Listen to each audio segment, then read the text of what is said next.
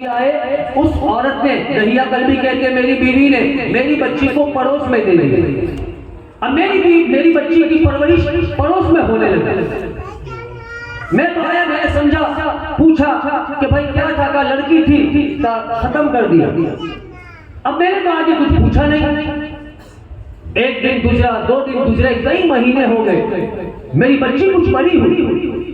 अब इत्तेफाक से एक दिन मेरी बच्ची मेरे घर में खेल रही थी। मैं काम के सिलसिले में बाहर गया था और अचानक बाहर से वापस आ गया।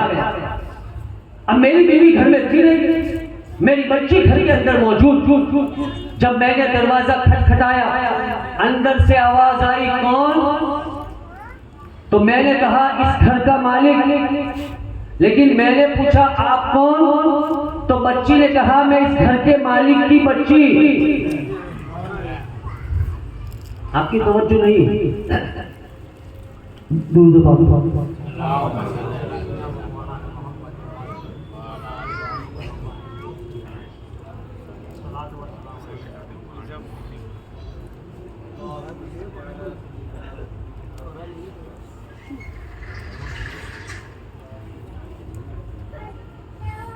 भाई आपकी तवज्जो है कि नहीं? आप हिलते डोल के बहुत। अब ये जो हिलने डोलने वाला मकाम था वो खत्म हुआ। अब इत्मीनान से बैठ के सुनने वाले मकाम है, तो आप इत्मीनान से सुने। मैं कंफ्यूज हो रहा हूँ कि आपको बात में समझ में आ रही है कि नहीं आ रही, बात में मजा आ रहा है कि नहीं। अगर मजा आ रहा है तो आजो बगल करके कहीं यार हाँ। तो मैं अर्ज क्या कर रहा था? मैं अर्ज ये कर रहा था कि दहिया कलबी बाहर से दस्तक देते हैं का कौन? का घर का मालिक। आपने पूछा तुम कौन? का मैं मालिक की बेटी। बड़ा ताज्जुब हुआ। दरवाजा खोला और बच्ची तो पैरों से चिमट गई। अब बच्चियां यूं ही बड़ी प्यारी होती है। जिन जिन की बच्चियां हैं वो जानते हैं कि बच्चियां कितनी प्यारी होती है। जब बाप घर में आता है तो बेटा पानी ला के दे न दे, लेकिन बेटी पहले पानी लेकर आती है। बेटी पहले पानी लेकर आती है। और बाप अगर बेटे के लिए कुछ ले भी आए और बच्ची को समझा भी दे कि बेटा तेरे लिए फिर कभी लाऊंगा, तब भी बच्ची खुश हो जाती है कि बाबा कोई बात नहीं, भाई के लिए लाए हैं, मैं इसी में गुजारा कर लूंगी। बच्ची ऐसी होती है। दहिया कलबी कहते हैं मेरे पैरों से चिमट गई मेरी बच्ची। मैंने अपने पैरों से छुड़ाया और उसे साइड किया और मेरी बीवी के पास सीधे गया। और जाने के बाद मैं अपनी बीवी से कहने लगा कि तूने मुझसे झूठ बोला। मैंने तुझसे कहा था कि अगर बच्ची पैदा हो तो सबसे पहले उसका गला दबा देना। तूने ऐसा किया क्यों नहीं? तो मैं क्या करती, मैं इसकी माँ हूँ, मुझसे ऐसा न हो सका। काम में इसे छोड़ूंगा नहीं, जाने भी दे, जाने भी दे। दहिया कलबी कहते हैं कि मेरा गुस्सा कुछ ठंडा हुआ कि चलो आज नहीं फिर कभी उसकी खबर लूंगा। एक रात का मामला है।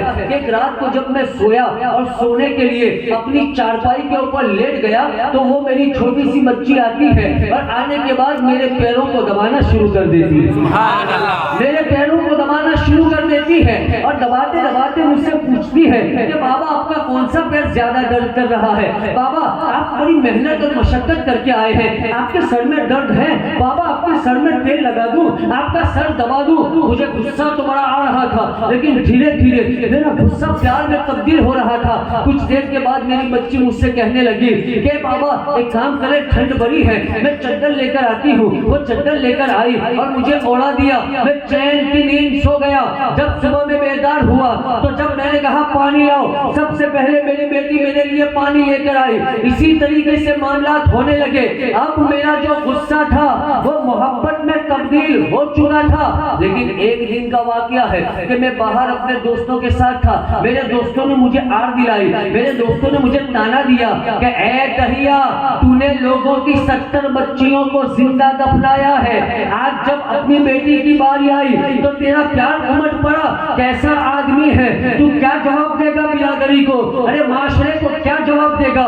बड़े बड़े सरदार तेरे बारे में चेमी गोइयां कर रहा है, चेमी गोइयां कर रहे हैं और लोगों के दिलों से तेरी इज्जत धीरे धीरे कम हो रही है। दरिया कल्बी कहते हैं कि जो गुस्सा मोहब्बत में तब्दील हो चुका था, अब वही मोहब्बत फिर गुस्से में तब्दील हो गई। मैं अपने घर आया, मैंने क्या देखा कि मेरी बीवी सो रही है और मेरी बच्ची मेरी बीवी के पास लेटी हुई है। मैंने चुपके से उसके मुंह के ऊपर हाथ रखा और रखने के बाद अपनी बच्ची को लिया और लेने के बाद चलना शुरू कर दिया।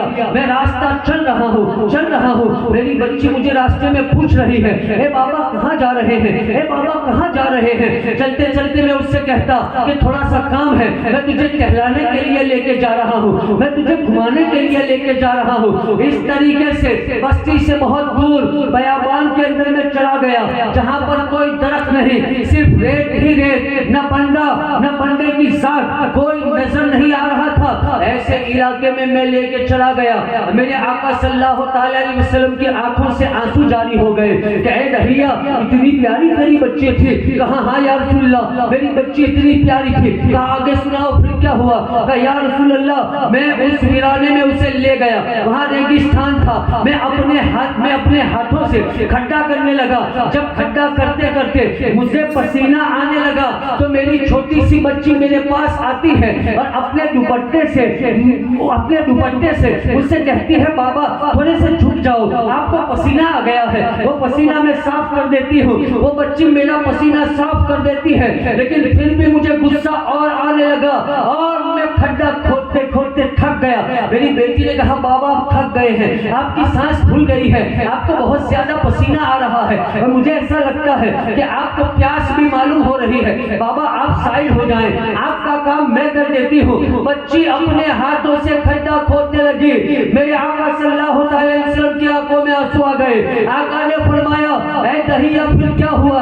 कहा आका मैं क्या बताऊं, मैं जाता हूँ और जाने के बाद फिर खड्डा खोदना शुरू करता हूँ। जब खड्डा तैयार हो जाता है तो मैं अपनी बेटी को उस खड्डे के अंदर लेटा देता हूँ। मेरी बच्ची शौक से लेट जाती है। जब मेरी बच्ची लेट जाती है मैं उस पर मट्टी डालना शुरू करता हूँ। जब यहाँ तक मट्टी आ जाती है तो मेरी बच्ची मुझसे कहती है कि बाबा बस भी करो, मेरा दम घुट रहा है। बच्ची यही समझ रही थी कि मेरे बाबा मुझसे खेल रहे हैं, मेरे बाबा ऐसा कोई खेल खेल रहे हैं। बच्ची यही महसूस कर रही थी। कहा बाबा बस करो, बाबा बस करो। लेकिन मैंने एक भी न सुनी। कहा बाबा क्या कर रहे हैं। कहा मैं तुझे जिंदा दरगोर कर रहा हूँ। आका ने फरमाया ऐ दहिया तूने ये क्या किया।